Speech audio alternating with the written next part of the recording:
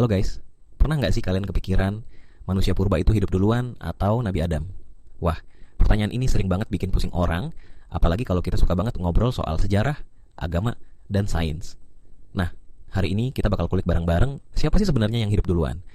Siap-siap ya, karena jawabannya nggak cuma sekadar hitam putih, tapi penuh dengan fakta menarik dan sedikit kejutan. Oke, langsung aja kita mulai dari manusia purba.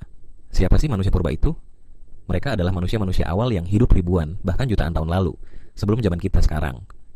Fosil-fosil mereka ditemukan di berbagai belahan dunia, dan menurut para ilmuwan, manusia purba ini sudah bisa membuat alat-alat sederhana, berburu, dan punya kehidupan sosial yang cukup kompleks. Keren banget kan? Tapi, tunggu dulu. Kalau kita bicara soal Nabi Adam, ini adalah tokoh sentral dalam agama Islam, Kristen, dan Yahudi yang dipercaya sebagai manusia pertama yang diciptakan langsung oleh Tuhan.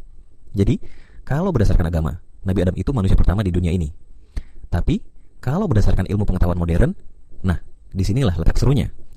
Kalau menurut ilmu paleontologi, manusia purba hidup jauh sebelum kita punya catatan sejarah tertulis. Contohnya, Homo erectus sudah hidup sekitar 1,8 juta tahun yang lalu. Sementara, manusia modern, Homo sapiens, baru muncul sekitar 300.000 tahun yang lalu. Nah, ini belum termasuk manusia purba lain seperti Neanderthal yang hidup sekitar 400.000 tahun lalu. Jadi, dari segi ilmiah, manusia purba itu sudah ada jauh sebelum kisah Nabi Adam dicatat. Tapi, jangan buru-buru ambil kesimpulan. Dalam perspektif agama, kisah Nabi Adam bukan cuma soal waktu atau umur, tapi lebih ke makna penciptaan manusia oleh Tuhan, asal mula jiwa dan kesadaran manusia, serta hubungan manusia dengan Tuhan dan alam semesta. Ini bukan soal siapa yang hidup dulu secara fisik, tapi soal spiritual dan filosofi kehidupan.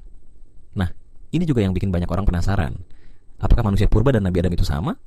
Atau manusia purba itu makhluk lain yang berbeda dari manusia modern yang diciptakan Tuhan? Ada beberapa ahli yang bilang, mungkin manusia purba adalah nenek moyang biologis kita, sedangkan Nabi Adam adalah manusia pertama yang diberi jiwa oleh Tuhan.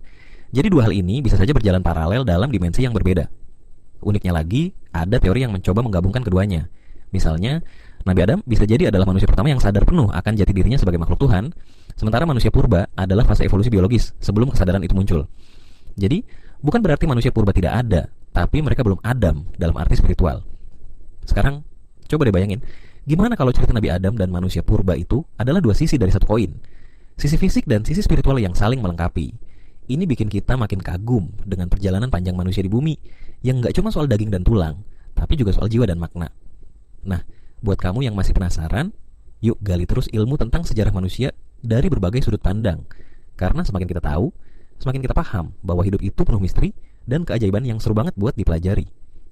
Kalau kamu suka video seperti ini yang ngebahas sejarah, budaya, dan misteri dunia dengan gaya santai dan seru, jangan lupa klik like dan subscribe ya, biar kamu gak ketinggalan video menarik lainnya yang bakal bikin kamu makin pinter dan makin penasaran. Sampai ketemu di video berikutnya.